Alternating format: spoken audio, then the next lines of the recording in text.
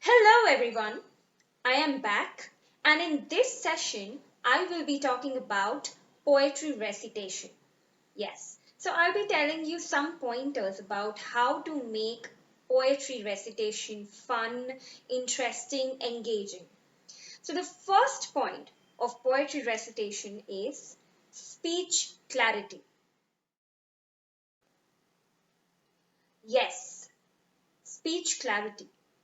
No matter how fast or slow are you reading or speaking the text, but if your speech is clear, your listeners will be able to engage and always be with you on the same page. Hence, speech clarity. For speech clarity, let us again go back to all the vowel speaking and the consonant sounds, the sounds that we did in the previous class and the vowels that we've been doing, that we've been practicing all throughout. That was speech clarity. The second point is effortless. Yes, effortless.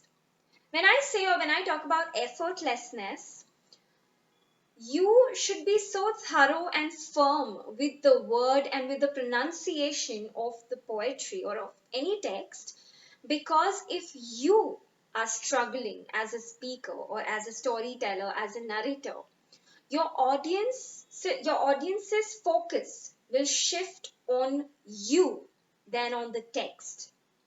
Hence, effortless.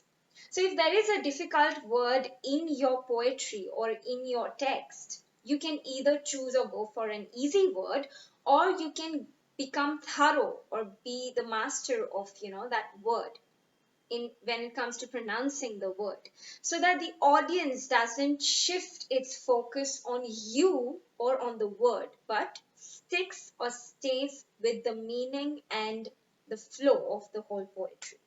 So that was point two, effortlessness.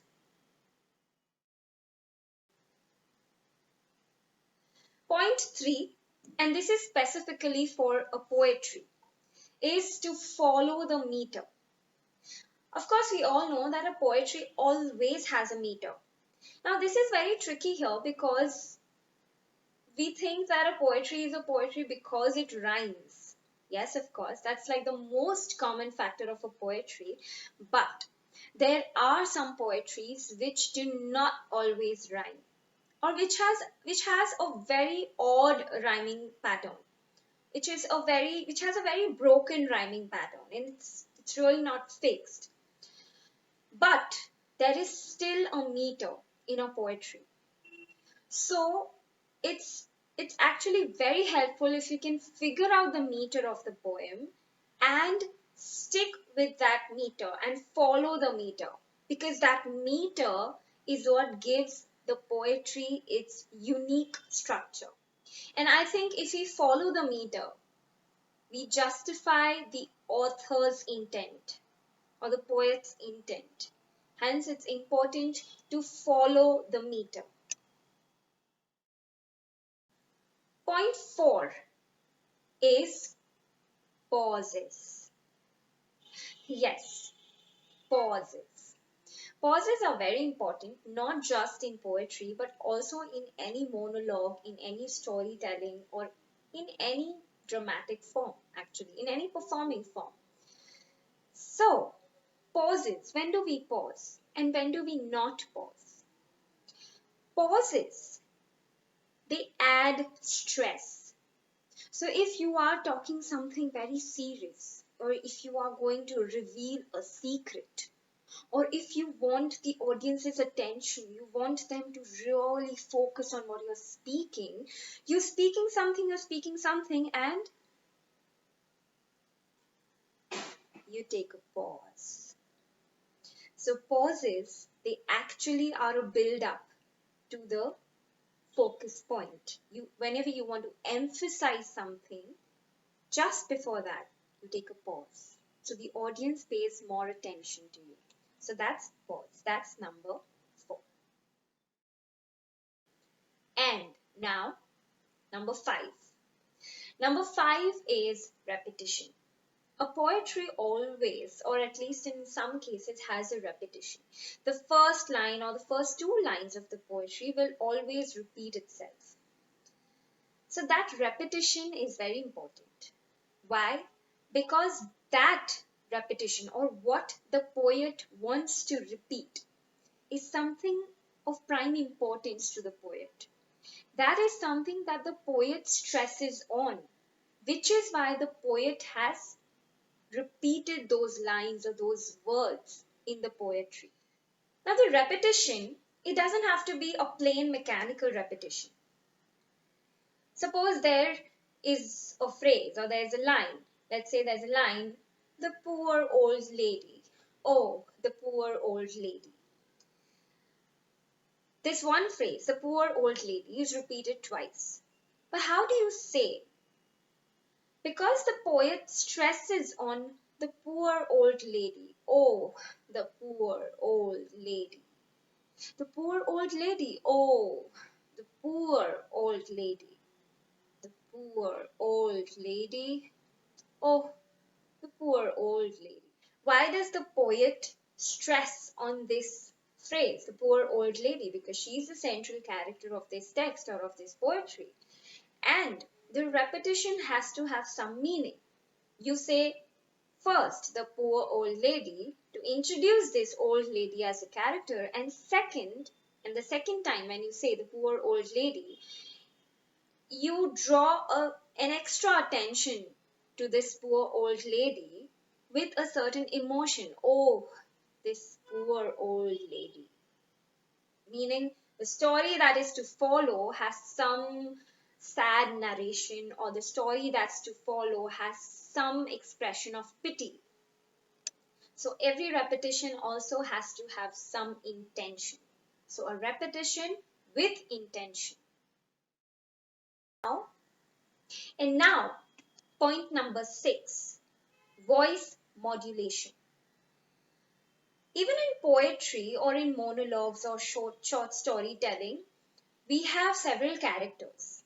If it's just poetry and maybe there's just one character, but that character is talking about something, yeah? So there are different emotions, maybe there are different characters, even in the poetry. Maybe you are giving voice to some different character and you become the narrator again. So, voice modulation, it always adds more fun to the text, be it poetry or monologue or any script. So, always go for different voices. You can go for a natural voice as the narrator, but when a different voice comes or when a certain sound comes, if the poetry has a lot of sounds, you can always introduce different sounds, just with whatever is available. You can create sounds with your mouth, you can create sounds with your gestures, with your hands, with your body, and that would also add a fun element to it. So that is another point, voice modulation. And now the last point, this is gestures, small gestures, not big gestures. But if you can also add some little gestures to your storytelling, your poetry recitation, or your monologue, that would be great. Because gestures, it definitely shows some characteristic of the character that is there in the poetry. So a gesture with a voice modulation would be interesting. So that's the last point, small gestures. So I hope you got all the points cleared, and now you can read any poetry keeping in mind these points. So I'm going to recite a poetry. The name of the poetry is The Poor Old Lady. We don't know who the writer or the poet is because it says it's anonymous, but here the poem is. The Poor Old Lady. The poor old lady, she swallowed a fly. I don't know why she swallowed a fly. The poor old lady.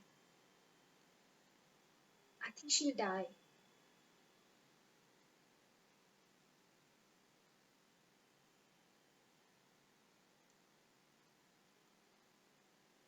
Poor old lady. She swallowed a spider. It squirmed and wriggled and turned inside her. She swallowed the spider to catch the fly. I don't know why she swallowed the fly. The poor old lady. I think she'll die.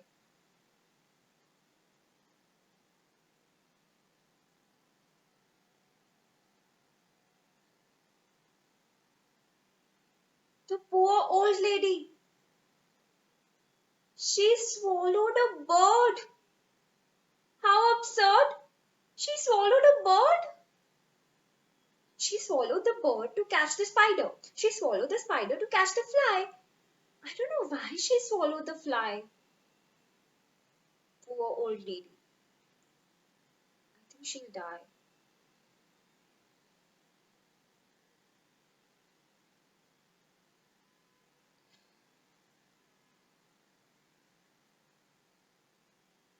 Poor old lady. She swallowed the cat. Think of that. She swallowed the cat. She swallowed the cat to catch the bird. She swallowed the bird to catch the spider. She swallowed the spider to catch the fly. I don't know why she swallowed the fly. Poor old lady. I think she'll die.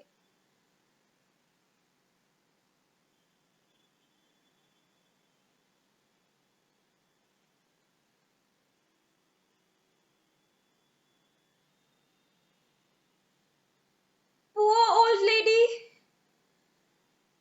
She swallowed the dog. She went the whole hog to swallow the dog. She swallowed the dog to catch the cat. She swallowed the cat to catch the bird. She swallowed the bird to catch the spider. She swallowed the spider to catch the fly. I don't know why she swallowed the fly. Poor old lady. I think she'll die.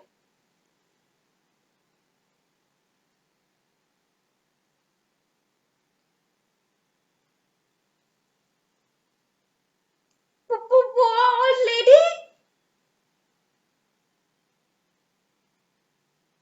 She swallowed the cow. I don't know how. She swallowed the cow. She swallowed the cow to catch the dog. She swallowed the dog to catch the cat. She swallowed the cat to catch the bird. She swallowed the bird to catch the spider. She swallowed the spider to catch the fly. I don't know why. She swallowed the fly. Poor old lady. I think she'll die.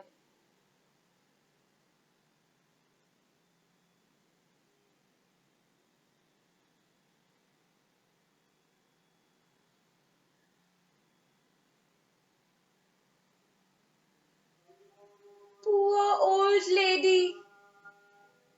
She swallowed the horse. She died, of course.